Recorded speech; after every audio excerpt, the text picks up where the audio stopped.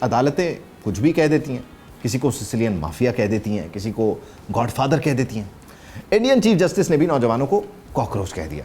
البتہ انہوں نے نوجوانوں کے غصے، تنقید اور آن لائن احتجاج کو کاکروچ اور کیڑے مکوڑوں سے تشبیہ دی تو پھر نوجوانوں کو اور غصہ آ گیا۔ جین زی بھڑک اٹھی، سوشل میڈیا پر آگ لگ گئی اور ایک سوال ہر طرف گونجنے لگا، کیا بھارت کے نوجوان واقعی صرف اور صرف کیڑے مکوڑے ہیں؟ پھر منظر پر آیا ایک نوجوان، ابھیجیت دبکے۔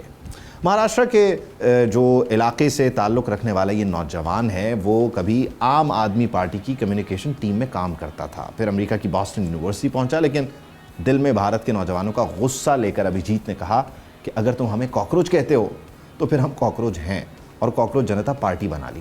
پھر انٹرنیٹ پر وہ ہوا جو شاید مودی سرکار نے خواب میں بھی نہ سوچا۔ چند گھنٹوں میں لاکھوں نوجوان اس جماعت سے جڑ گئے۔ چند دنوں میں اس کے انسٹاگرام فالوورز 1.95 کروڑ سے تجاوز کر گئے، جبکہ بی جے پی 8 سے 9 ملین کے درمیان ہے۔ یہ صرف ایک سوشل میڈیا ٹرینڈ نہیں تھا، یہ نوجوانوں کا غصہ تھا، بے روزگاری کے خلاف، مہنگائی کے خلاف، مذہبی سیاست سے اکتاہٹ کا غصہ۔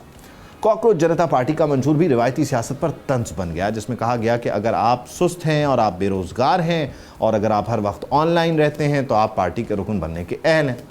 لیکن مذاق میں ایک خطرناک سوال اٹھ گیا کہ آخر بھارت کا نوجوان اتنا مایوس کیوں ہے؟ ابھیجیت دبکے کہتے ہیں کہ بھارتی نوجوان 12 سال سے صرف ہندو مسلم بیانیاں سن رہا ہے، لیکن وہ نوکری چاہتا ہے، ٹیکنالوجی چاہتا ہے، ترقی چاہتا ہے، اور مودی سرکار کی طرف سے اسے صرف اور صرف نفرت کی سیاست دی جا رہی ہے۔ اسی لیے جین زی اب طنز کے ذریعے بغاوت کر رہی ہے۔ یہ نوجوان کاکروچ کے لباس پہن کر جمنا صاف کر رہے ہیں، سڑکوں پر طنزیہ احتجاج کر رہے ہیں اور پورے سیاسی نظام کا مذاق اڑا رہے ہیں، لیکن یہ صرف بھارت کی کہانی نہیں ہے۔ دنیا بھر میں جین زی نے حکومتوں کو ہلا کر رکھ دیا ہے۔ 2022 میں سری لنکا میں نوجوان صدارتی محل میں گھسے اور دہائیوں سے راج کرتے ہوئے راجا پاک سے حکومت زمین بوس ہو گئی۔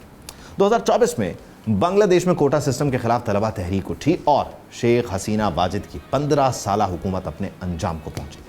2025 میں ہی نیپال میں بدعنوانی اور سوشل میڈیا پر پابندیوں کے خلاف جین زی سڑکوں پر نکلی اور وزیر اعظم کو استعفیٰ دینا پڑا۔ لیکن دلچسپ بات یہ ہے کہ بنگلہ دیش میں جین زی سڑکوں پر تو کامیاب ہوئی، مگر انتخابی میدان میں اپنی طاقت ثابت نہ کر سکی۔ اور اب سوال بھارت کے بارے میں بھی، کیا یہاں بھی یہی نسل اقتدار کے ایوان ہلا دے گی، مودی کی نفرت کی سیاست کا خاتمہ کر دے گی؟